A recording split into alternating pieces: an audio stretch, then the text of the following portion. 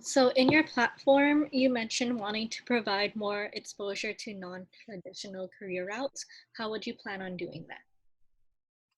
I would do that by connecting to alums who have jobs that aren't very on the same path of like what their major really indicates, like team planning. Like people usually have a designated mindset of what their job will be after they graduate, but looking at the discrepancy of what an alum's job is and what they majored in based on like the Anteater Network or the website for past alums, I think it is very helpful to use them or to use them as a resource in helping guide other members because they gained that sense of self-reflection where they know where their skills best apply based on their own abilities rather than applying their whole career to fit into a certain career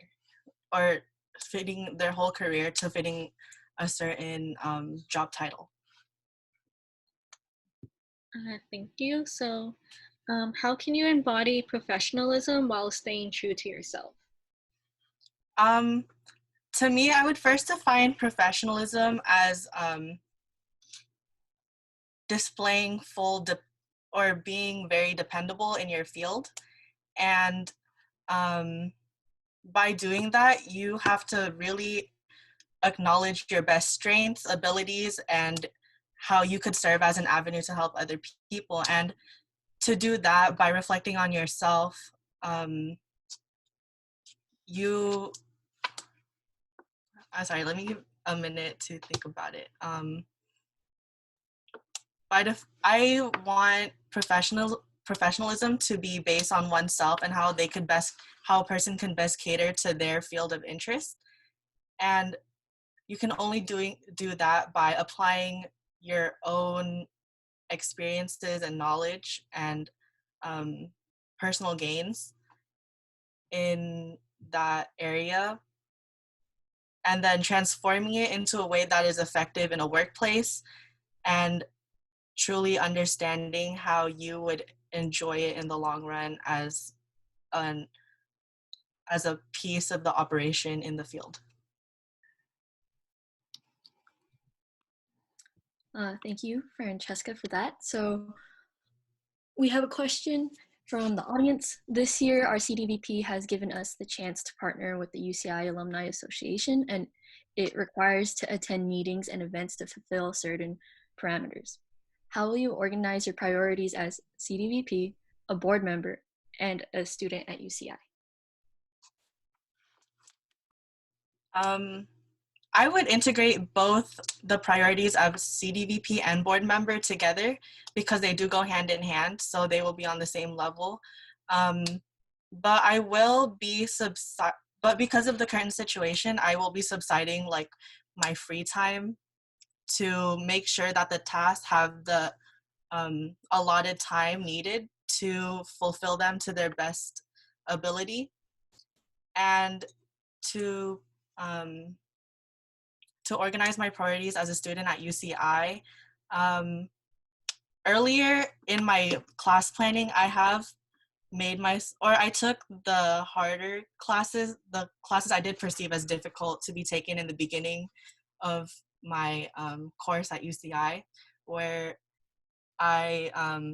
because I didn't, in my platform, I said that I didn't really have any like true positions to fulfill in my first year.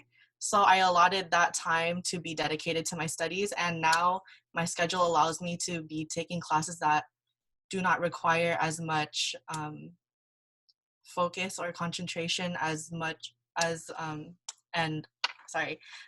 focus and concentration. So I will allot that division in time to go towards those responsibilities. Okay, thank you. So as CDVP, you would be in charge of planning a conference called PATS. What would you say makes PATS unique and different from CAP? I would say they go hand in hand because essentially it is a networking event where you gain insights from professionals in a panel. But I would like to transform it based on this situation where it's more on a personal level, because I would want to establish, like, instead of a whole panel of people, I would want an occasional member or alum to go into meetings or communicate with members through like the Facebook page, so people do not feel as obligated to go. But to truly differentiate the two, I think they are very similar, because they both meet the end goal of trying to provide insights for members. Thank you, Francesca. So there's another question from the audience. Similar to EVP, you are also given the opportunity to plan and execute a conference, more specifically a career-driven conference. How would you go about planning such a large event? I would plan the large event by trying to gather not only the resources provided by PASS, but also from the other organizations and resources offered by the campus. So we could have a wide array of people to provide insights, and to fully reach that goal of getting advice for them and have a large event and fit that time criteria, I would organize people into breakout groups using Zoom based on their interests on a pre-made interest form. So each person can pick which area and person and identity that they would want to align with for advice.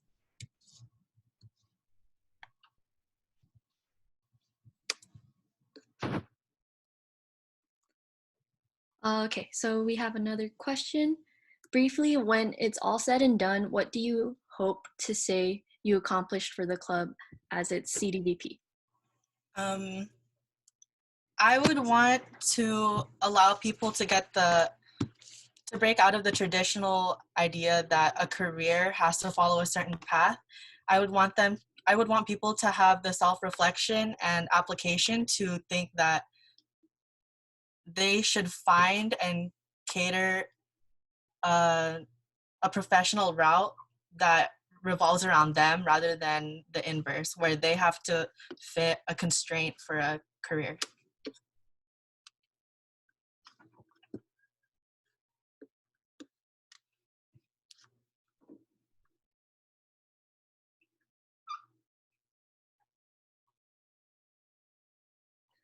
So we'll ask one last question. So exec members are in charge of interviewing and choosing appointed board members. So what are you looking for in a fellow board member?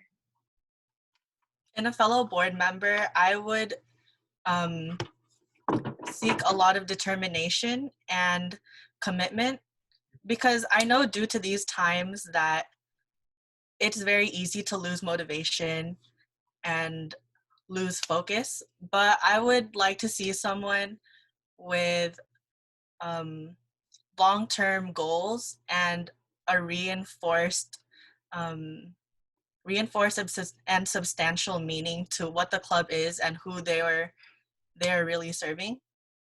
Because as a board member, I think it is very important to realize that the efforts are the true purpose of their efforts are based on helping the people who elected them. And yeah, thank you.